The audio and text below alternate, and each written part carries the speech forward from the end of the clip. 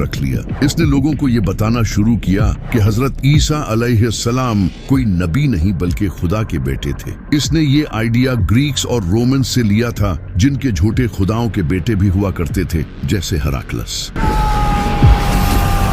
इसने इन आइडियाज से अपनी एक अलग ही क्रिश्चियनिटी बना ली, जिसे उस वक्त के लोग एक्सेप्ट करने लगे, क्योंकि वो पहले से ही ग्रीक्स और रोमन्स के इन कॉन्सेप्ट को मानते थे। तो ये नई टाइप की क्रिश्चियनिटी उन्हें रिलेटेबल लगी। पॉल ने लोगों से कहा कि जीसस ने अपनी जान की कुर्बानी इंसानियत के गुनाहों की माफी के लिए दी है। इनके तरीकों पर चलने की हमें कुछ खास जरूरत नहीं है, बल्कि हमें तो इनकी इस कुर्बानी को मानना है। यानी कि इस इंसान ने क्रिश्चियनिटी को ही बदल दिया था। इसने डिफरेंट चर्चेस को लेटर भेजे और बाइबल में अपने इन कॉन्सेप्ट्स को ऐड करवाया, जो कि बाद में जाकर न्यू टेस्टामेंट का हिस्सा बने। लेकिन जेरूसलम में हजरत ईसा अलैहिस्सलाम के कुछ फॉलोअर्स ने पॉल के इन आइडियाज को रिजेक्ट किया और उन्हें अल्लाह का एक नबी ही माना। इन्हीं लोगों में से एक हजरत ईसा अलैहिस्सलाम के भाई भी थे, लेकिन इनकी इन बातों की तरफ लोगों ने ध्यान नहीं दिया और पॉल की इस नई क्रिश्चियनिटी को लोगों ने एक्सेप्ट करना शुरू कर दिया और ये लोगों में फेमस हो गई। इस वक्त तक बाइबल को एक बुक की शक्ल दे दी गई थी और इसे हजरत ईसा अलैहिस्सलाम की वफात के 40 से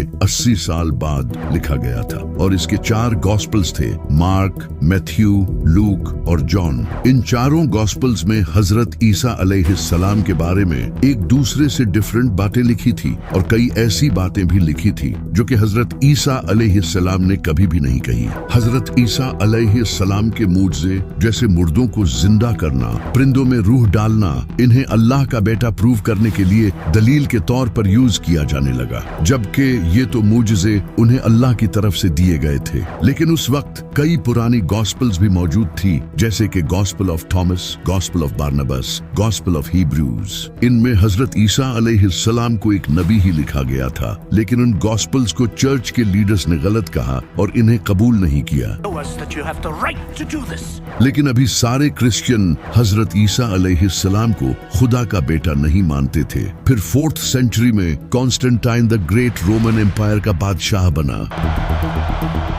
इस वक्त इसकी पूरी एम्पायर पॉलिटिक्स, जंग और रिलीजन की वजह से आपस में ही डिवाइड हो चुकी थी। तो इसने अपनी पूरी एम्पायर को यूनाइट करने के लिए लोगों को आजादी दे दी कि वो अपने रिलीजन को ओपनली फॉलो कर सकते हैं। ये पहली बार हुआ था कि क्रिश्चियनिटी भी एक रिलीजन बन चुकी थी जिसे लोग आजादी से फॉलो कर सकते थे। इससे पहले लोग क्रिश्चियंस पर जुल्म करते थे और इनके रिलीजन के भी खिलाफ थे। इस वक्त क्रिश्चियनिटी के 2 फिरके थे, एक जो हजरत ईसा अलैहिस्सलाम को नबी मानते थे, दूसरे जो इन्हें खुदा का बेटा मानते थे। इन्हीं फिरके में से एक इंसान खड़ा हुआ जिसका नाम था एरियस, जो कि लोगों को बताने लगा कि हजरत ईसा अलैहिस्सलाम अल्लाह के नबी थे, न कि उनके बेटे। इनकी बातों को कई लोगों का सपोर्ट भी मिला, लेकिन उस वक्त के चर्च के लीडर्स ने इसकी सख्त मुखालफत की, जो कि हजरत ईसा अलैहिस्सलाम को खुदा का बेटा मानते थे। इससे पूरी एम्पायर में कॉन्फ्लिक्ट पैदा हुआ और लोग एक दूसरे की मुखालफत करने लगे। जब कॉन्स्टेंटीन को यह पता चला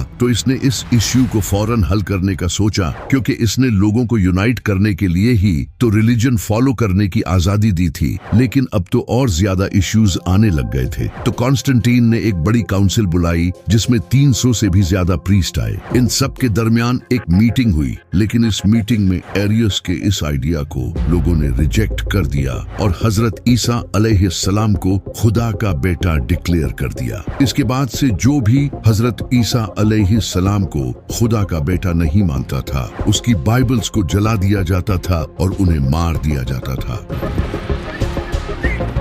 इससे पूरी एम्पायर में एक ही क्रिश्चियनिटी कायम हुई, वो जो हजरत ईसा अलैहिस्सलाम को खुदा का बेटा मानते थे, ताकि लोगों के दरमियान इख्तिलाफ न हो। इस वक्त तक बाइबल के कई वर्जन्स मौजूद थे और लोग इन डिफरेंट वर्जन्स को पढ़ते थे, लेकिन चर्च को कोई एक बाइबल चाहिए थी। तो चर्च की काउंसिल ने 27 मुख्तलिफ बाइबल्स के वर्जन सिलेक्ट किए, जिनमें हजरत ईसा अलैहिस्सलाम को खुदा का बेटा बताया गया था और बाकी सारे वर्जन्स को जला दिया। इसी वजह से आज बाइबल के कुछ ही पुराने वर्जन्स हैं जिनमें हजरत ईसा अलैहिस्सलाम को एक नबी बताया गया है। फिर जब बाइबल को लैटिन में ट्रांसलेट किया गया तो बाइबल का वो वर्जन रोमन कैथोलिक चर्च में ऑफिशियल डिक्लेयर कर दिया गया और इस तरह वो बाइबल पूरी दुनिया में फैल गई। फिर जब नबी सल्लल्लाहु अलैहि वसल्लम